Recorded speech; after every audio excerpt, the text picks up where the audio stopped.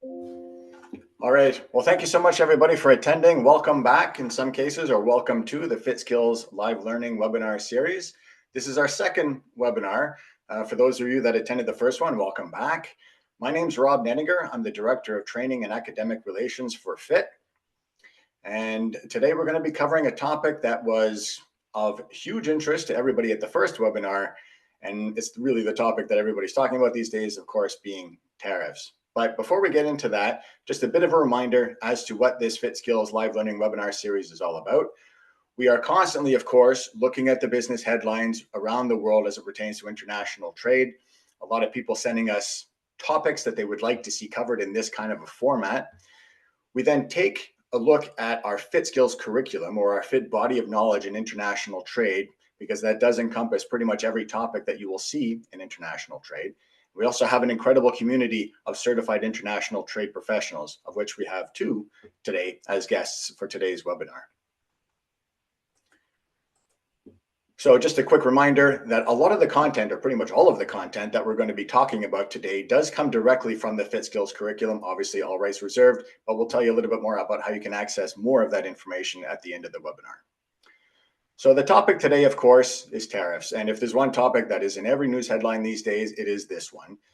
So just as a bit of an introduction, one of the things I like to do, just to sort of keep a finger on the pulse of the community, so to speak, is running Google Analytics searches, because it is quite fascinating to see what people are searching on.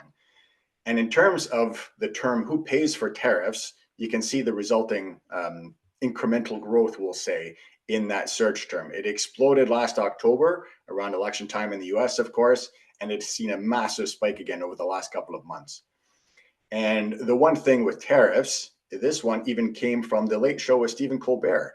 So his opening monologue, it was about 2 weeks ago, he reported that there is a 2,400% bump, reaching a 20-year high in weekly Google searches.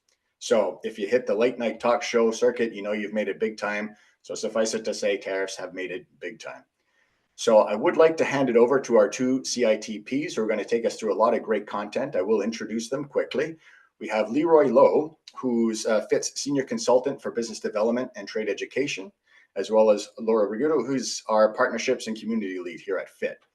So Leroy, without any further ado, I'll hand it over to yourself to take us through the wonderful world of tariffs. Thanks, Rob. So I'm just going to have a quick look at the headlines, maybe bring us up to speed on what's been happening in the news with the Trump and tariffs that are imminent. Talk a little bit about trade war. What does that mean? I'm going to share three key areas, things that can be done to deal with tariffs, depending on how long they come in, or whether or not they come in, I guess, how long they stay, and what might be done about it. And then I'm going to talk about market diversification briefly, and I'll hand it over to Laura, and she's going to share a bit more on that topic. So let's start with the headlines. Back at the beginning of this month, a few weeks ago, Trump said he was announcing new tariffs on Mexico, Canada, and China, big tariffs. And the day that they were announced, and when I say big, I mean 25%, which is pretty substantial if you're in any business. On the same day, Trudeau hit back with comparable tariffs, perhaps not as far-reaching in scope, but substantial. And I'm sure they were targeted at industries that would hit, excuse me, the U.S. government politically by punishing, I guess, districts that produce things in areas where the political backlash would be the greatest. And then 2 days later, Trump said he would pause the tariffs in exchange for more border enforcement. Now, I don't actually know all the calculus behind the scenes, because the Trump organization seems to be a little, you don't get everything that the discussions that happen behind closed doors. But there is a clause under the Canada-US-Mexico Free Trade Agreement that says that you can't impose tariffs unless you actually have border security issues or other security issues. So this at least gives the U.S. government cover to say this was a security issue, and we didn't have any choice. Now, both Mexico and the United States and Canada have worked hard to try and do something about those border security concerns, but right up until, this week, there's been news I put here, no assurance Canada can escape the tariffs despite the new border measures. And the government, Bank of Canada's governor's warning that it's going to have a devastating effect on the Canadian economy. So, if you're a company and you're exporting to the US, there's, as of March 4th, which is the date that the tariffs are supposed to take effect, and that's 25% on pretty much everything except oil coming from Canada to the United States, oil being at 10%, or oil-based products. No matter what industry you're in, this potentially is a very big hit. So I want to just take a few minutes and talk about just a few things that you might do in anticipation, or at least if in fact these tariffs take effect. So just to answer a couple of quick questions, and I'm assuming that this is a fairly business-minded audience, but tariffs are basically a form of tax. In the sense that they are something the government takes when goods cross the border. And generally, it's based on the value of the goods. So $100 to getting a 25% tariff is going to be $25 imposed on the transaction. There's been a lot of questions in the news about who pays for tariffs, and Donald Trump has been in the news saying, the US is going to get rich off of imposing all these tariffs, but ultimately it's the customer that pays. Anybody who's been in business knows that generally the market dictates pricing. And then we work out the costs in between, and then whatever's left over has to be split up between an importer and an exporter.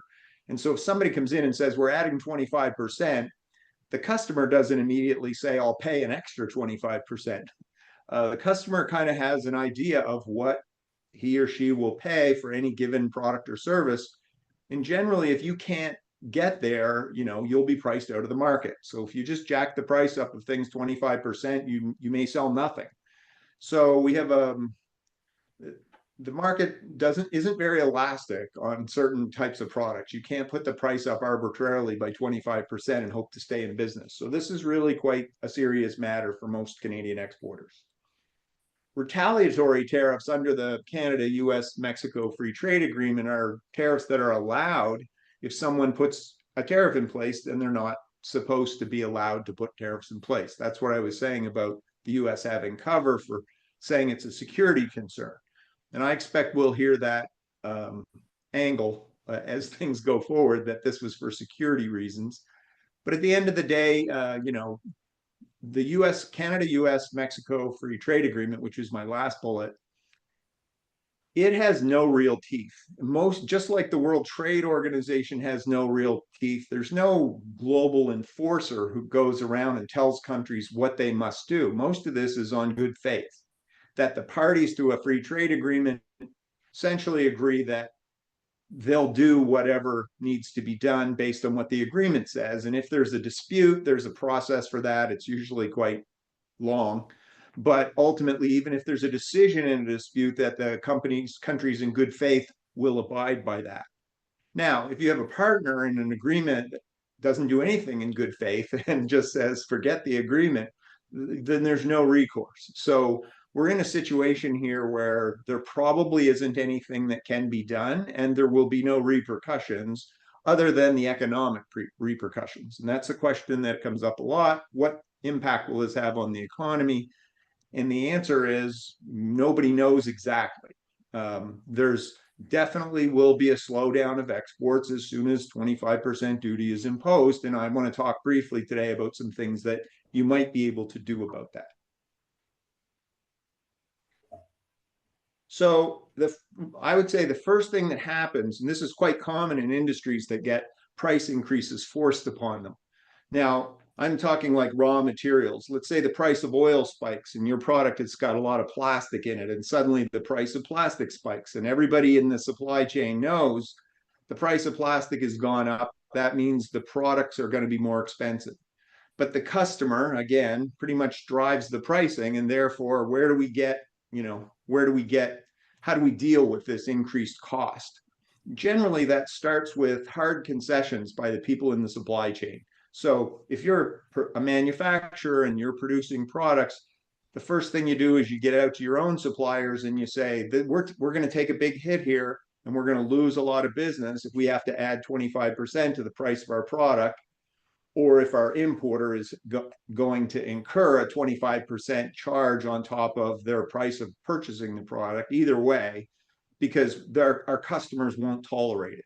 And so start with, talking to people in the supply chain about what can be done. And generally, your importer will be receptive to the idea, because they know you're not really causing this disruption.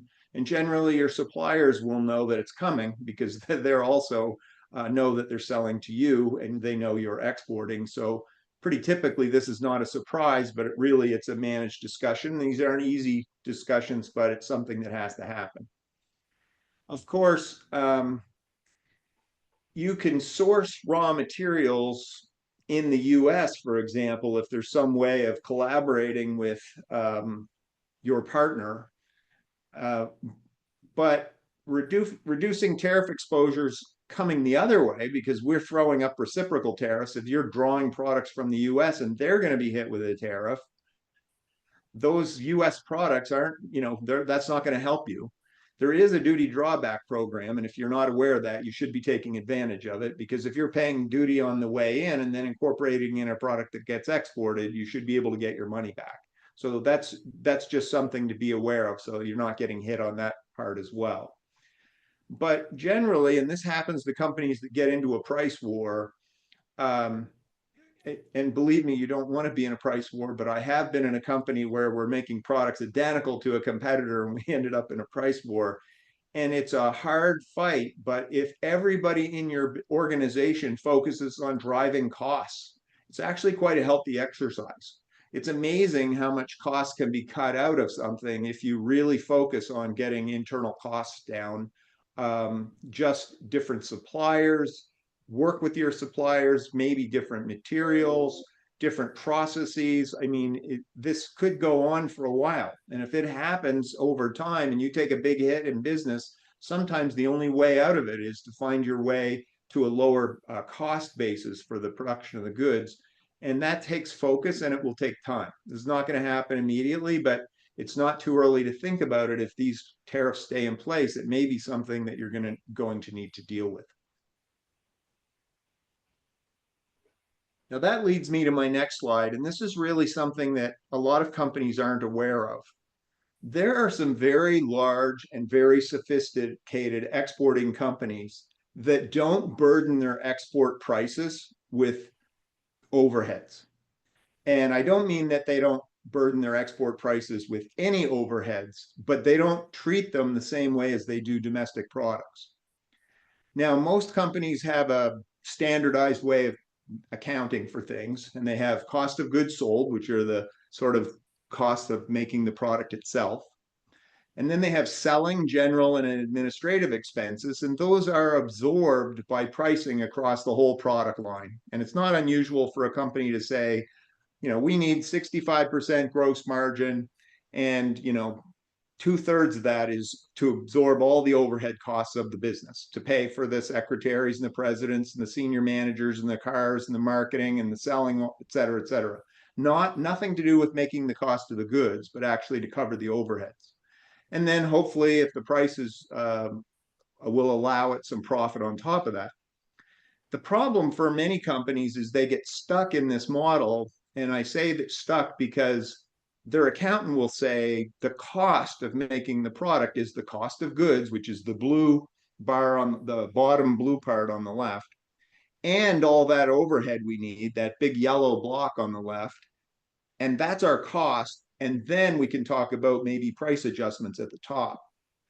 But there are companies that look at it differently, and they say, once we've paid for all of our overheads in our domestic business, we're going to go to the export market and we're going to export to other countries using very low margins on our exports, and we're going to make it up in volume. Now, why is this important? Because if you do more volume, your cost of goods will come down because your suppliers will give you better pricing.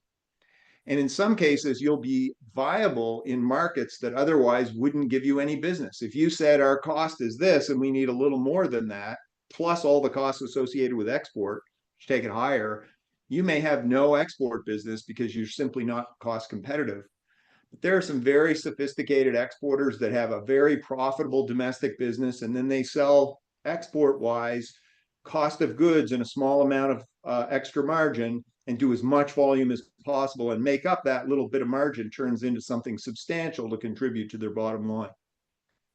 Now, some of you will say, well, isn't that dumping? Are we allowed to sell to the export markets at slightly over cost and lower than what we do in our domestic market? And the answer is maybe. Generally not. Frankly, in order to be viable in most export markets, you have to do something that's unique, that's not offered locally, because if you're going halfway across the globe, you better have something special. And the two requirements for dumping are, one, you have to be shown to be selling products lower than you are in your domestic market, which is what I'm suggesting. But two, you also have to be damaging or harming the companies in the market you're going to, not other exporters from other countries, but in that market. And generally, if you're offering something unique that's not available in that market, you're not going to do enough business to make a difference. You're not going to be flooding the market with cheap products and driving domestic manufacturers out of business, and so you don't have to worry about it. So this technique, marginal cost pricing, can be really important. And now we're in a place where this might be actually critical. If your company is built on the margins to go to the US and you're getting full margin, then nobody wants to hear you tell the accounting department that we're going to have to cut into those overheads. However, if cutting into those overheads allows you to go to new markets entirely, this might be just the time to take a look at this strategy. Like, this might be the time to revisit it, because you may be able to open up other markets that were open to you previously, because you were stuck on this idea that we need the same overheads on our export business as our export business as our domestic business, and that might not be the case. Next slide, please, Rob. Okay, the last thing is my sort of if you can't beat them, join them slide. Depends on how long these tariffs, first they have to come into effect, which we're sort of waiting to see if this is going to happen for March 4th. But if they do come into place, the real question is, how long will they last? You know, when the Canada-US-Mexico Free Trade Agreement was put together, we phased in tariffs. Like, we changed the level of tariff over a 10, 15-year period to allow companies to adapt, because we didn't want hugely disruptive as we remove tariffs. Anytime you add or remove tariffs, you create dislocations. It becomes more viable in one market, less viable in another. People get thrown out of jobs. In this case, it seems that the Trump administration has in their philosophy that putting up walls is going to drive the manufacturing to the US. Now, in some respects, if you provide more of a partnership with your US partners and maybe allow them to do some of your manufacturing, you're playing exactly into their hands, and you might not want to do that. But as a business, you need to survive. And so it may turn out that, you know, you can do part of what you need to do here. You may be able to work hand in hand with somebody in the US that helps you finish your products in the market, and you may be able to leverage US distribution and have that sort of made in the USA look and feel that you need to operate in this kind of environment if it sustains itself. Will be interesting to see how long this happens. In the past, when these sorts of things have happened, they've been sporadic. You know, they come in, people cry foul, suddenly, you know, hundreds of thousands of people's jobs are affected in the US because they're not selling to Canada because we put up big tariffs. Canadian manufacturers are hurt, and eventually the parties come to the table and work something out. But it's not at all clear that we're dealing with someone who is going to respond to a little pain. It's hard to know how things are going to play out, and this could have a huge impact on your company. So I'm suggesting you take these approaches with the eye that they could go longer term, and if they do, it might be critical you have a strategy to survive as that's happening.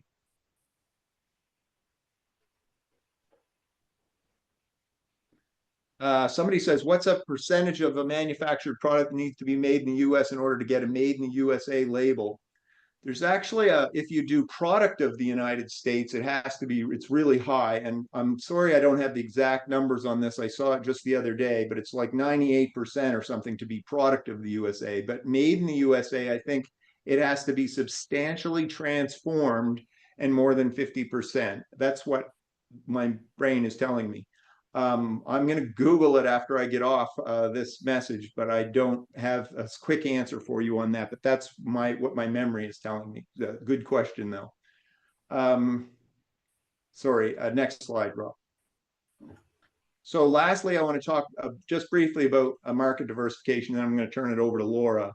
But basically, if you look at better pricing, like a different model for pricing internally, and have hard discussions over whether or not you would allow yourself to operate with lower margins on exports, you may find that you have real impetus to drive export sales into new markets that previously weren't viable.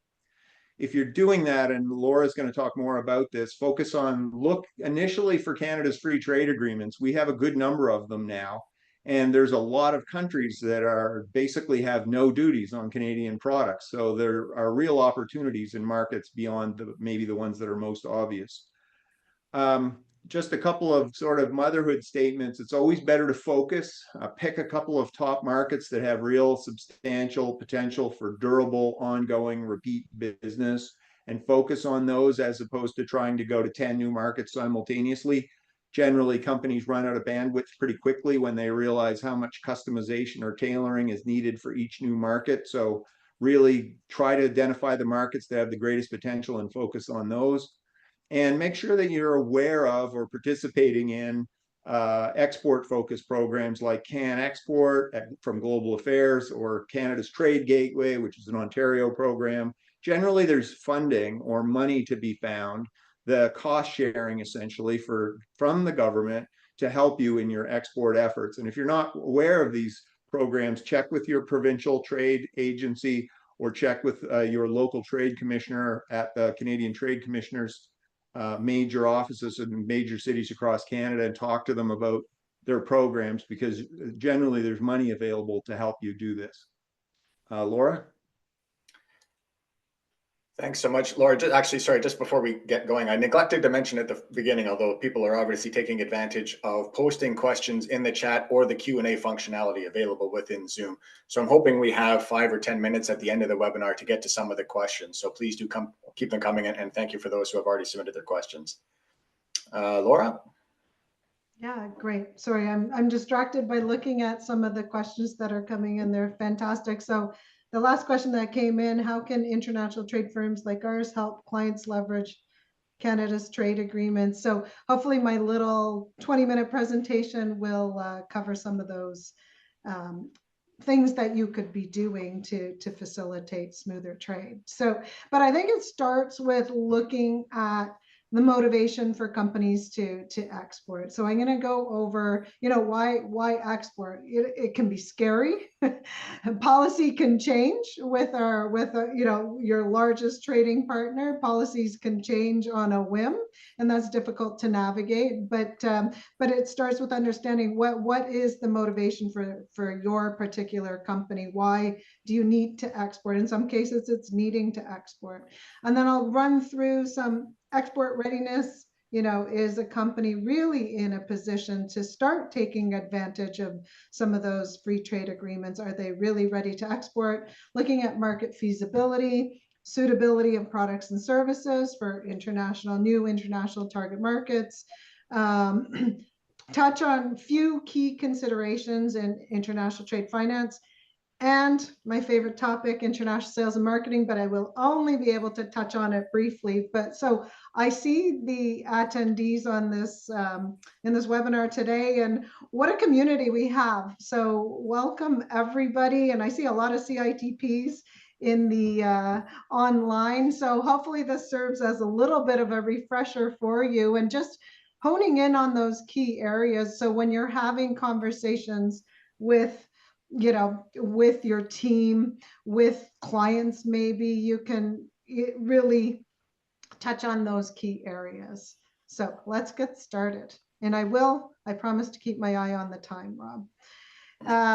So we know that exporting can be profitable for businesses of all sizes. So often when I'm working, with the startup community, wherever in Canada or elsewhere, often companies, small and small, medium-sized companies think that they might be too small to export. That's not true as long as the company is prepared. On average, studies show that sales grow faster, more jobs are created, and companies who export gain a significant competitive advantage.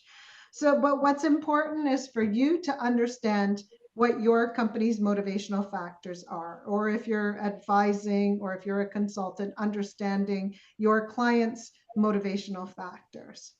So the next slide, Rob, will go through some of those 7 key areas. So this was a blog created by EDC. 7 reasons why exporters are more successful, and I really do like the insights from this. So starting from higher revenue, so more markets, just simple math, more markets and higher populations to sell to equal more opportunities for increased sales.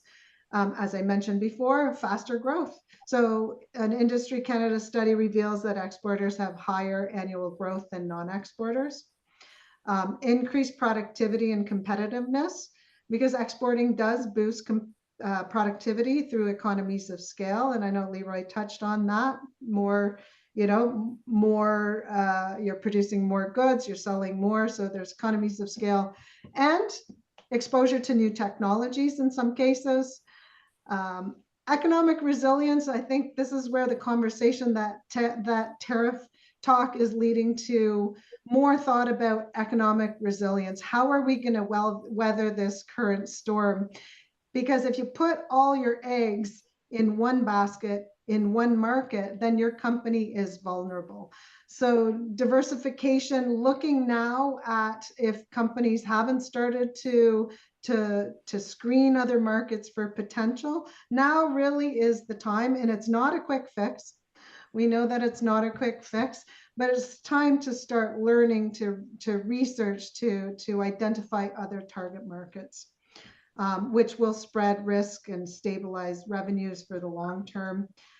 Better connections, so exporters are more successful, can be more successful because they gain connections in other global markets, which enhances their own expertise and can boost opportunities. Staying in it for the long run, so the longevity piece by exporting, often that is the key to business survival. So I think a lot of companies now are looking at just having one primary customer, one market for their exports is a little, it's a little risky, and they're looking at their own business survival. So diversifying can help with staying in it for the long run. And innovation. So your companies are exposed to different technologies, processes, and which drives your own. I know Leroy was talking about reducing your own cost cutting. So this is a way to, by adapting maybe new technologies, you can cut your own costs. So that's the 7 reasons why exporters can be more successful. So those are the main advantages to exporting, but we can't just paint a rosy picture that exporting is easy. We know that exporting is not easy. So there are increased costs and risks. Payment terms. There's one area where often payment terms, you're doing business with another country, another region, and they may be accustomed to longer payment terms. It could be 90-day payment terms, whereas maybe in Canada, US, they're accustomed to 15-day, 30-day payment terms. So you could be looking at much longer payment terms, and you could be looking at significant foreign exchange risks. Accepting payment in other currencies may leave you a bit exposed. Level of commitment, you need to be in it for the long haul. From the time it takes to establish that relationship with a new buyer in a new region where you've never done business in that region, could take multiple face-to-face meetings. I was with a company that was trying to establish business relations in India, and 3 years in, and we were still evaluating if this was a good potential opportunity, because it took a lot of business trips in the market. They wanted that face-to-face Zoom wasn't as, or online virtual meetings wasn't as prevalent as it is now, but there are still markets today where nothing replaces that face-to-face. So you're expected to hop on a plane, fly over, or participate in some event together. So it does take time to establish those business relationships. So staying in it for the long haul. Another challenge could be language, time zones.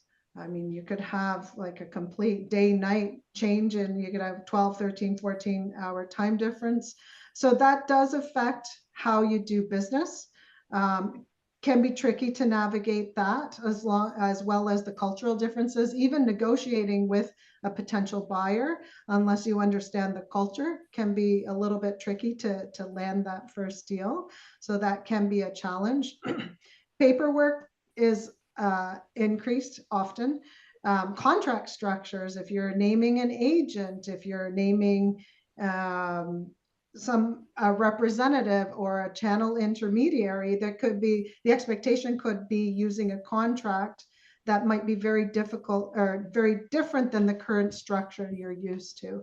So looking at that, and accessibility in the market, like, is that market accessible to you? Are you required to have an additional, I don't know, standard, or do you need to comply in some way in order to do business in that market? So looking at that accessibility piece, and who else is in that market. So understanding the competition in that market can be a challenge.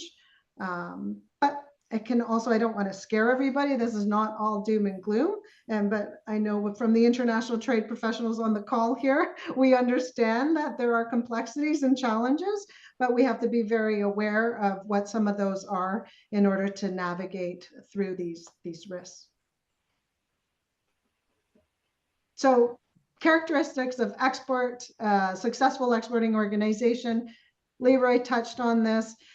Has to be, well, successful domestically. Typically, you start with a good business plan, track record in your domestic market.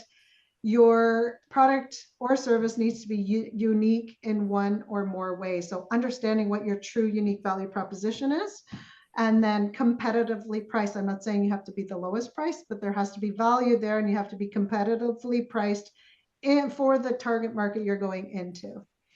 And then some other characteristics of the organization is that you have a willingness to invest time, people, and capital without a return for a period of time. So if we're looking at markets outside of North America, outside of the United States for Canadian exporters, looking at a market, maybe that's across the globe, there will be a significant period of time, or there can be a significant period of time where you just won't get a return. Perhaps you're looking at, depending what your industry is, you might be looking at establishing a relationship and getting that first sale maybe 2 years from now.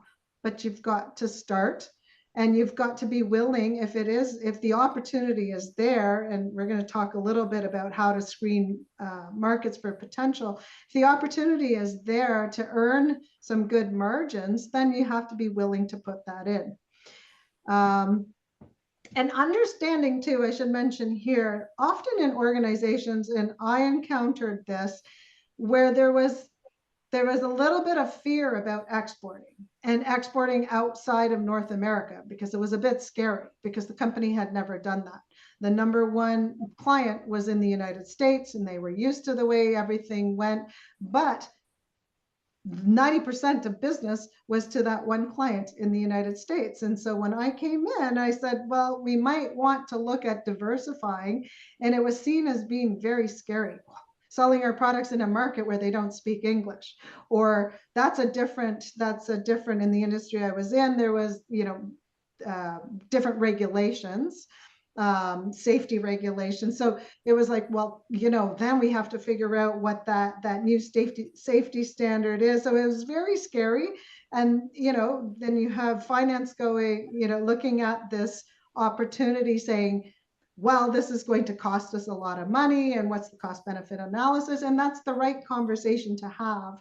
But you have to start to get the buy-in from your C-suite, or from the executives that, yes, we need to explore if there's opportunity there. We can't just be afraid because it's outside of our normal way of doing business and our normal client and revenue streams.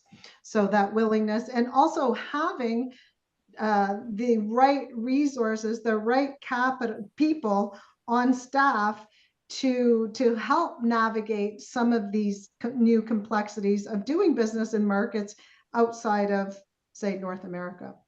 So that's a big one. Having the skill set so that we can analyze a market for the true feasibility of doing business in that country. So, and conducting a gap analysis. So I know some of you who have taken the feasibility of international trade course understand we spend a lot of time, the FITTskills training spends a lot of time to assess an organization's current state. Is the organization really ready to start looking at new international markets? Defining the gaps, and that gap, as I mentioned, it could be that people gap. They don't have the skills on staff to help navigate that new market. What does it mean to do business in that new market? It could be language skills, cultural skills. Maybe they need to hire someone with experience of doing business in that region or in that market, in that part of the world. And then ways to address those gaps. So successful organization to have that gap analysis done, and then they're starting to build that assessment, address those gaps in their export plan. So screening market feasibility, screening markets for size, growth, and accessibility. So there's a ton of secondary research out there, and I put secondary research there first because that's the research that's available. There are so many market reports from different levels of government in whatever country you're located. So I know in Canada, you have Global Affairs Canada that has a wealth of information on like market reports for all the countries that Canada has a free trade agreement with. And if you're in a priority sector, there are sector reports that are available. I know that different governments have different data and different departments that provide numerous market reports. So a wealth of secondary information. EDC as well has lots of market reports. So wealth of information out there that oftentimes is available free. But there comes a time where you might need to conduct your own primary research in the form of, say, an interview, face-to-face meetings. And I always say the best form of primary research is a trade show, especially if it's a global trade show where, and the most prominent industry trade show, and you have buyers, you have distributors, you have channel intermediaries, everybody under one roof. So imagine all those insights, all that information that can be gathered in a very cost-effective way. Often these trade shows also have a B2B business matching component to it. So you could take care of a lot of that primary research, and your competitors are often there. So you can take care of a lot of that primary research just by attending a key trade show in your industry. I have here leveraged trade agreements. So Leroy mentioned Canada signed 15 trade agreements with 51 countries. This is huge potential. I'm not saying that exporters should only be looking at trade agreements, but certainly leverage the markets and the accessibility that's available that these trade agreements afford. Establish market priorities. The whole world is not, again, focus on those key markets because you do lose, it would consume all your resources if you're spread out too thin. So do that research, screen those markets, find, 1 or 2, 3 key target markets. Don't spread yourselves too thin. And then great job by Leroy talking about assessing costs, looking truly at, is it feasible to enter into that market? Do I understand all the costs involved? So if it's a product, understanding what that landed cost might be. Full picture, no surprises. Because if there are surprises, you might not be, you might not earn any margin. And if you can't earn a margin, there's no point to take on this whole exporting to a new target market. So I already covered this primary, secondary, and primary research. Screen your markets, assess those target markets, really go deep, assess if it is truly feasible for you to export to that market, and then draw your conclusions. Have your 2 or 3 key markets and start doing your business development for those key areas. Suitability, I'm looking at the time. So understanding that, is your product or is your service truly suitable for the market that you're going into? Can you comply with the regulations in the market? Can you deliver your product or service in that market? Looking at what adaptation decisions need to be made. Do you need to change your labeling? Do you need to change your packaging? Do you need to change something about your product in order to make it more suitable for that market? IP protection, huge area of consideration. We know assessing the risks in that market that you're looking to go into and deciding whether it's worth it for you to take on that risk and what you might need to do to mitigate those risks in that market. It could be protecting your IP before seriously considering that market. Product liability piece, understanding what happens if someone, a consumer is injured by your product. Have you addressed that liability piece? Have you looked at the whole landscape? And again, is your product suitable for that particular market? Adaptation decisions, we know from our FITTskills training, everything from making no or only minor changes, maybe your label changes, all the way through to creating a product that's a truly global product. Cultural piece, I'm looking at the time, Rob, so I'm gonna, okay. Understanding that culture is so important. When we're looking at diversifying, we're looking, Canada and US, we have similar cultures. But if you're talking about doing business in another part of the world, another region, where the culture is significantly different, understanding that there are those observable factors, but those non-observable factors that you need to understand in order to maybe land that first deal and stay in the market for the long run. So that cultural piece is super important. Just additional financing consideration, that payment risk, taking all that into account, getting paid. You've got to have a strategy there to basically mitigate some of the payment risk, currency risk as well. Understanding that in some countries that you go into, you may not be able to repatriate your profits. You may not be able to take currency out of the country. So understanding all of the regulations in the market. Country risk, looking at political, economic, social risk that's involved with doing business in that new target market.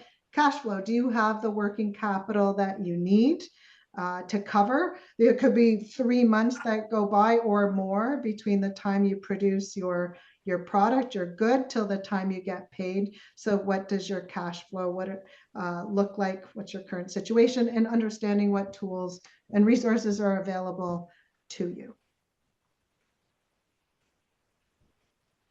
Sales and marketing, I have no time to talk about it except to say that marketing mix. So your product price, place, promotion, it cannot be cookie cutter. So if you figured out, you've done your international sales and marketing plan, say you're a Canadian company exporting into the United States, and you have, your perfect marketing mix, understand that that will not be the perfect marketing mix for any other market you go into. You have to look at, how you place your market in the United States or in one market may be completely different with your market entry strategy in another market. So that will determine your price. which might also determine how you promote your product or service. So understanding that that marketing mix is fluid and needs to change and cannot be cookie cutter.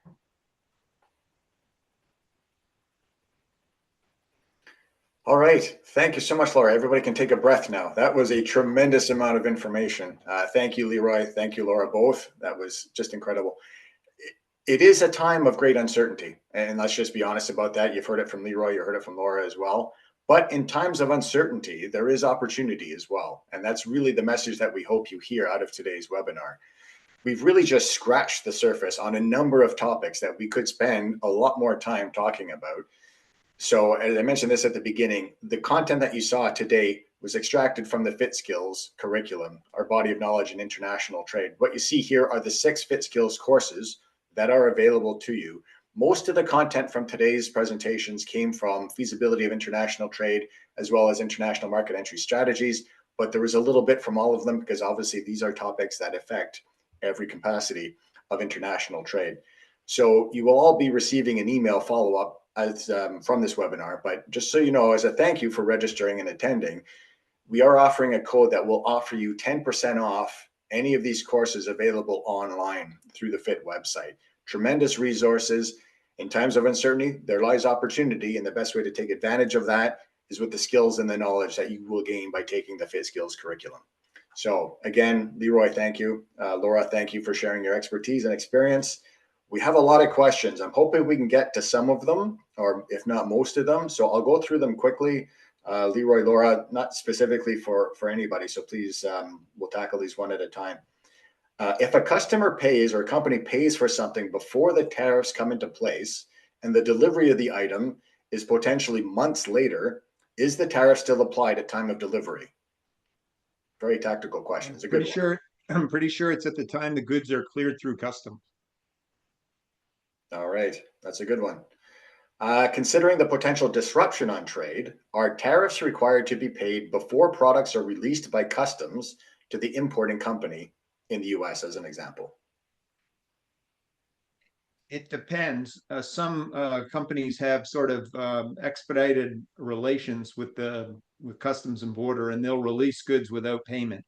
But Customs always reserves the right to hold the goods if they haven't received payment. So you can have a situation where you must pay before the goods are released. All right, excellent. Thank you, Leroy. I'm looking through the other questions. One, how to increase domestic trade when there are interprovincial barriers and limited infrastructure? Good question. Not really the topic of discussion here today, but certainly one worth having at some point. There's actually news just 2 days ago that the government has agreed to knock down a whole long list of interprovincial trade barriers that are at the federal level.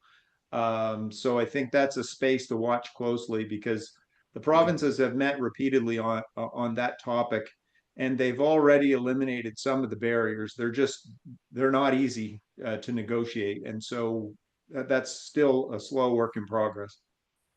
All right. So currently there is a trade deficit between Canada and the EU, correct? That was a question. Since CETA is only provisional due to a lack of ratification, will a fully ratified CETA present dramatic advantages for Canadian exporters? And when can we expect that agreement to be ratified? We're not too sure, I think, is the answer to that one, but this is getting, but I think the CETA already affords lots of advantages under, the current agreement. So I suggest that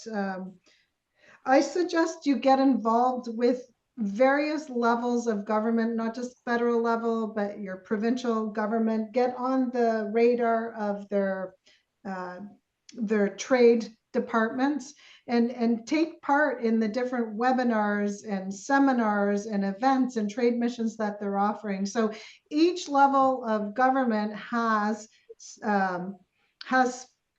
advisors that are responsible for, some of them, European markets, for example, or industry specific advisors. So you need to be informed of the different events that are happening so that you can take advantage of these trade agreements that Canada has signed. So that's actually a We great do segue have to another question we have in the We chat. do have Sorry, a trade deficit. we do not. Sorry, we do have a trade deficit with the EU. That was a question. Yes. Yeah. Okay. All right. Perfect. That's actually a good segue. We might have touched this one already. How can international trade firms help clients leverage Canada's trade agreements to facilitate smoother market entry? To facilitate smoother market entry for Canadian exporters? Yeah. Yeah, I would say just you need to be there. You need to be on the radar of those organizations and departments that are trying to support exporters. So if they're not aware of your company, let's say you're a manufacturer, they need to be aware of what you're doing, the markets you're trying to go into, so that you can then take part in the different events and maybe the support that they have. There could be funding available. Leroy mentioned Can Export funding and mentioned provincial funding, but there's lots of funding that actually goes unused. And my tip is that if you can demonstrate that you are trying to diversify your export basket into areas outside of North America, and take advantage of a trade agreement that's not CUSMA, then you often I'm not saying you will get funded, but often these funders are looking for exporters that are going to export to other areas and take advantage of other trade agreements. Excellent input. Leroy, I think you had an answer for this one, but how would tariffs from the US affect the sales of software and consulting services?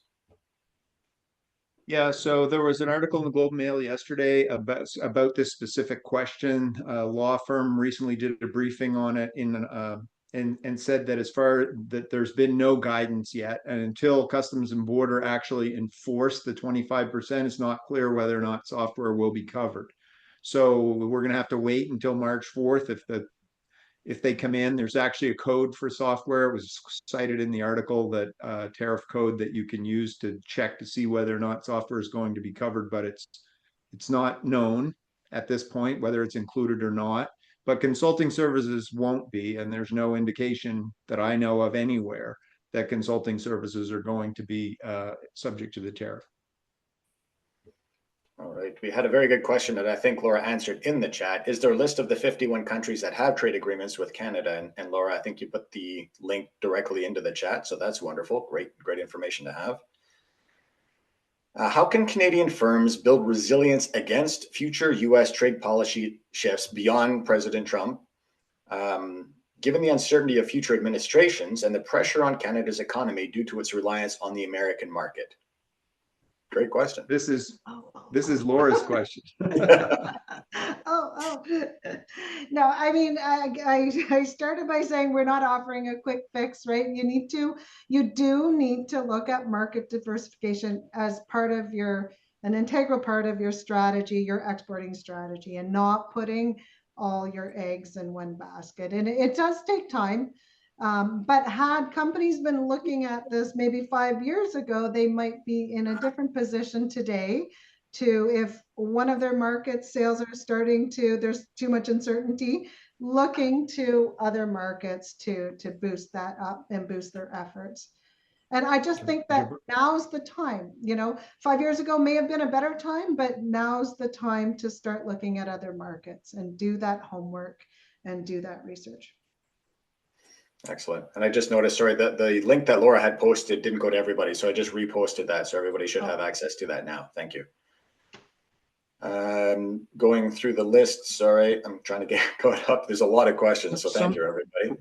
Rob, somebody else said that their company was doing some manufacturing for their sister division in the US. And I just wanted to speak to that. Please. Yeah, sir. Generally speaking, there has always been an active duty drawback program. There's a form, I believe it's called K32. If you Google Canada Customs duty drawback, you'll find it.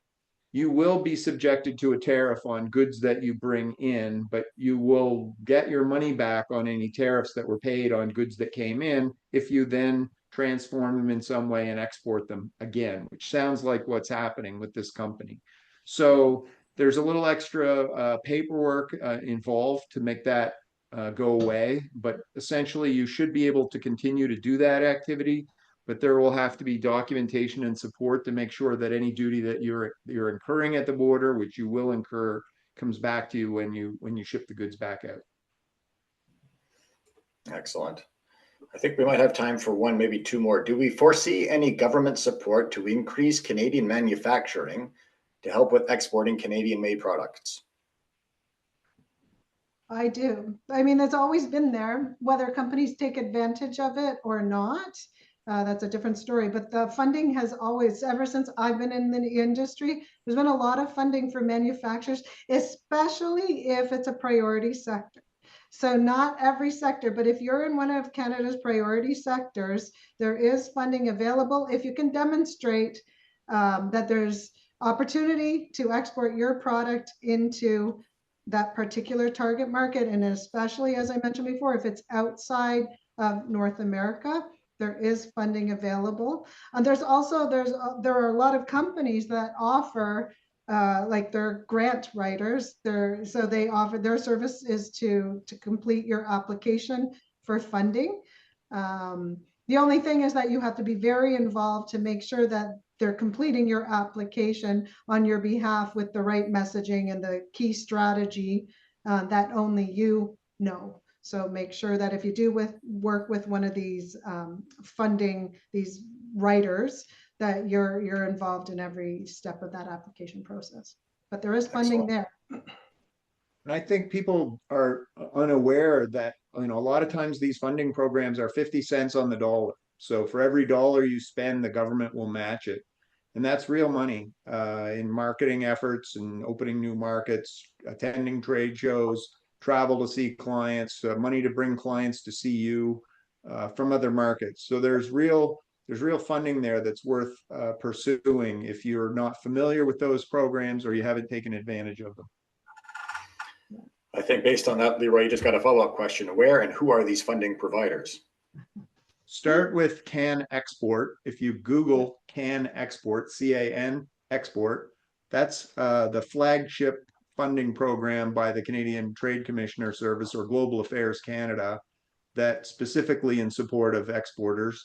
There's also at the provincial level, depending on which province you're in, some of the provincial trade agencies have their own funding programs, similar, often to attend trade shows, to travel, sometimes in development of marketing plans, sometimes to do market research. There's a lot of resources at both the provincial and federal level to be aware of. So if you're not familiar with them, find out initially who your provincial agency is and look to the federal government to see the programs that they have. Yeah. Excellent. Years ago, there was a provincial fund in Ontario that actually covered, it was through Export Market Access. I don't believe they still have this, but they actually covered 50% of the salary to hire an export manager to help companies navigate, diversify markets. So that's not available in the province of Ontario anymore, but you really need to check with within your jurisdiction what funding is available. And not a lot of people knew about this Export Market Access Fund, and it was so beneficial for the companies that actually applied and got the funding. 50% of the salary to hire, for instance, a certified international trade professional. It's huge. That's actually a program that has been implemented in more than one province, and it has sort of been off and on. So that's part of, to Laura's point, you have to sort of at least be aware of who the agencies are and make sure that you are in regular touch with them in terms of what's available. Every year the funding shifts, which is, every March 31st or whatever, there's a new funding year and there are new programs sometimes being introduced. So it pays to pay attention. Wonderful. And I think that's about all the time we're going to have for questions. I'm actually seeing some comments in the webinar chat answering some of the questions, which is wonderful. This is meant to be a conversation. So that's great. Thank you for those who are contributing. For those that I didn't have a chance to get to the question, sorry about that. There were some specific questions about tax implications, about specific foreign markets. We just can't get to that level of detail on these kinds of calls, but thank you for participating. So again, thank you, everybody. A big thanks to Leroy, a big thanks to Laura for sharing all of your expertise and experience. We sincerely hope we'll see you for a future live learning webinar series. And on that note, if there are specific topics that you would like to see covered during this webinar series, please feel free to contact us. We would love to hear from you. It's info@fitt.ca, or you can feel free to contact me directly, rob@fitt.ca. And we sincerely hope to see you again very soon. Thank you again, Leroy. Thank you again, Laura. Thank you, everybody, for attending. Bye for now. Thank you all.